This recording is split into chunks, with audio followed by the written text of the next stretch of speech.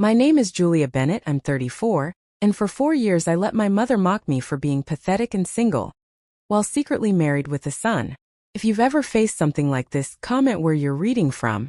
It was Friday 2006 at my cousin's engagement dinner.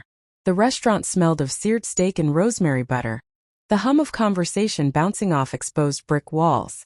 I sat at the far end of the table, nursing a glass of water, when Mom leaned forward, her voice just loud enough to carry.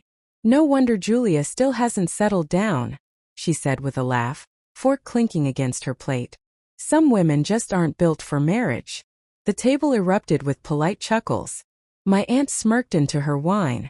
Even my cousin's fiancé gave me that pitying half-smile. Heat crawled up my neck, but I forced my face blank, nails biting into my palm under the tablecloth. I'd endured this for years, her jokes at holidays, her sighs at family barbecues, her concern whispered over phone calls. What no one knew was that I had been married since I was 30, living in another city with Mark, raising our 3-year-old boy Caleb. We'd chosen silence because Mom thrived on control. She criticized every boyfriend I ever had, meddled in every decision. Mark and I agreed. Until we were ready, we'd keep our family private. And so she had free rein to paint me as the sad, lonely daughter. But something cracked that night. Maybe it was the way she smirked, maybe the way everyone nodded along. Or maybe it was the way I pictured Mark tucking Caleb into bed at that exact moment. Our son's curls damp from his bath, asking, "Where's Mommy?" I smiled faintly, pushing my chair back, ignoring Mom's raised brow. Because what she didn't know was that her cruelest laugh had set the stage for her public undoing. I didn't know yet that in just 6 weeks, at her most prestigious charity gala, the truth I'd kept hidden would end her reign of mockery and change everything forever. 2 weeks later, on a rainy Sunday afternoon at 1527, Mom invited me over for tea. Her living room smelled faintly of lemon polish and the vanilla candle she always lit for guests. On the coffee table sat a spread of shortbread cookies, but I knew it wasn't about snacks. She leaned back in her armchair, stirring her tea slowly. "Julia," she said, her tone heavy with feigned sympathy, "you really should think about freezing your eggs. 34 time isn't kind. Look at your cousin, engaged, glowing. And you? Always alone." Her words sliced sharper than the spoon clinking against her porcelain cup.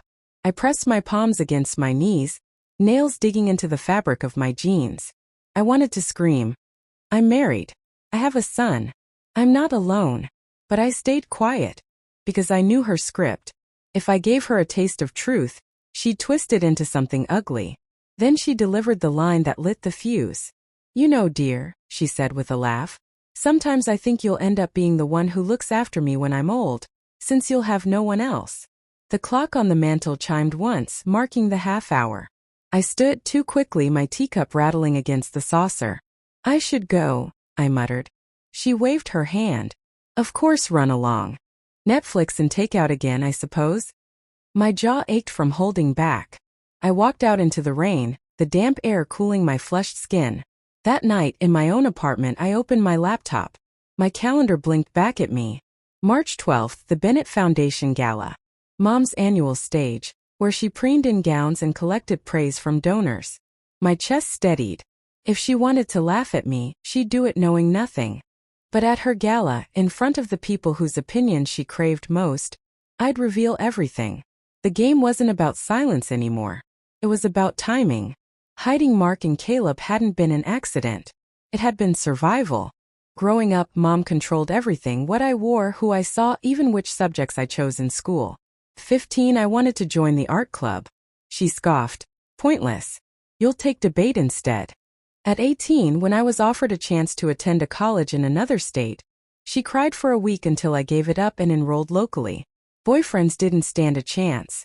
The first serious one, Ryan, lasted 3 months before Mom cornered him at dinner asking, "Do you really think you're good enough for my daughter?" He ghosted me 2 weeks later. The next one, Eric, moved away after she accidentally told him I wasn't serious about settling down. By my mid-20s, I'd stopped bringing anyone home at all. Then came Mark. I met him at 29, at a medical conference where he presented on pediatric cardiology. He was quiet, steady, with a laugh that broke through my constant vigilance. We dated in secret for nearly a year before I introduced him to Mom. She didn't disappoint. "He's too old," she hissed afterward. "Doctors are arrogant. He'll never put you first." I married him at 30 in a courthouse, just us and 2 friends as witnesses. No family. No drama.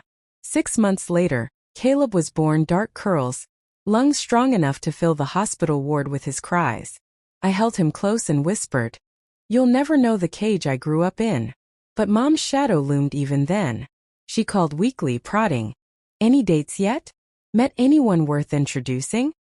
I lied. Easier than opening the door to her judgment. And so the lie stretched. 1 year became 2. By the 3rd, it had calcified into a separate life. In her world, I was the spinster daughter.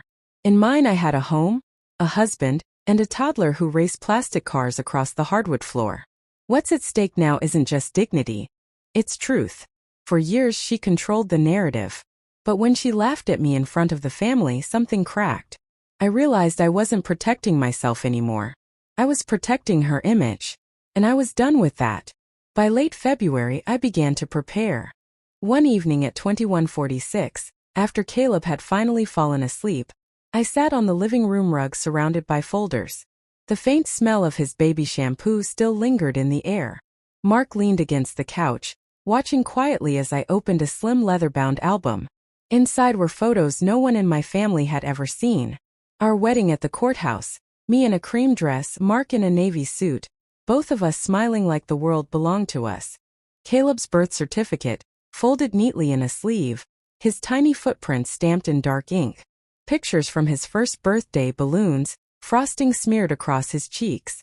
I ran my finger over one picture. Caleb sitting on Mark's shoulders, both laughing under the summer sun. My throat tightened. These weren't just memories. They were evidence. "Are you sure?" Mark asked gently. "Once this is out, there's no putting it back." I nodded. She made me invisible. But I won't let her erase him too. I slid the birth certificate into a protective sleeve, then tucked it behind a printed photo of the 3 of us. On top, I placed an embossed envelope. Bennett Foundation Gala, March 12, 1900 hours. To test myself, I composed a short draft on my phone. Just one line typed under a saved photo. "For those wondering where I've been, meet my real life." I saved it to my notes, heart pounding. One click on the night of the gala, and years of mockery would collapse in seconds. Before bed, I slipped the album and documents into a black leather tote bag. The zipper clicked shut with a finality that made my chest both heavy and light. The plan wasn't dramatic. It was simple. Truth in plain sight. And when her laughter came again, I'd be ready to answer it, with proof she couldn't twist or bury. I made a choice that night. Silence had served her, but proof would serve me. March 3, 1755. I sat in the corner booth of a quiet wine bar with my best friend, Alina. The place smelled of oak and Merlot, low jazz humming through hidden speakers. My black leather tote rested at my feet, heavy with the album and papers inside. I told her everything: Mom's digs at my cousin's dinner, the tea time freeze your eggs lecture, the years of silence I'd kept about Mark and Caleb. By the time I finished, Alina's brows were drawn tight, her fingers wrapped around the stem of her glass. "She made you invisible," she said softly. "And you let her because you thought it was easier." I swallowed. If I reveal this at the gala, I'll embarrass her. The foundation board donors, half the city will be there. I'll flip her story upside down. Alina leaned forward, her voice low but firm. "Julia, she embarrassed you for 4 years. She mocked you into silence. You're not embarrassing her. You're setting the record straight." I pulled out the draft on my phone, the line I'd typed days earlier. "For those wondering where I've been, meet my real life." Alina's eyes lit up. "That's perfect," she whispered. "Short, sharp, impossible to ignore." The clock above the bar ticked over to 18:10. My stomach tightened. But once it's out, there's no undo. My family will explode. She'll call me ungrateful, vindictive. She'll say I ruined her night. Alina set her glass down, hard enough that it clinked. "She already ruined yours. Over and over again. You've been carrying their shame, not your own." Her words hit deeper than she knew. I reached down, touched the tote bag zipper. Through the leather, I could feel the edge of Caleb's birth certificate, the ridges of his inked footprints. My throat loosened. "You're right," I said. My voice was steadier now. "The gala isn't her stage anymore. It's mine." Alina smiled, raising her glass. Then let her choke on her own lies. That night when I got home, I placed the tote by the door. Ready. In less than 10 days, the truth would stop being hidden. And Mom's laughter would never sound the same again. March 12, 1904, the Bennett Foundation Gala was already in full swing. The ballroom smelled of polished wood and champagne, chandeliers scattering light across sequined gowns. My mother floated from table to table in a silver dress, her laugh sharp, her hand brushing the shoulders of donors like she owned them all. I stayed near the back, my black tote slung over my shoulder, Mark at my side, Caleb home with a sitter. My pulse drummed in my ears as I watched her climb the stage, microphone in hand. "Family," she began, her voice carrying, "is what gives us strength. My daughter Claire is here with her husband, so successful, so radiant." Applause. She smiled wider. "And then there's Julia." She let the pause hang, the crowd chuckling on cue. "Still single, still figuring things out at 34. But we love her anyway." Laughter rippled, warm for them, scalding for me. I unclasped the tote. My hand shook, but I didn't hesitate. Out came the leather album and my phone screen glowing.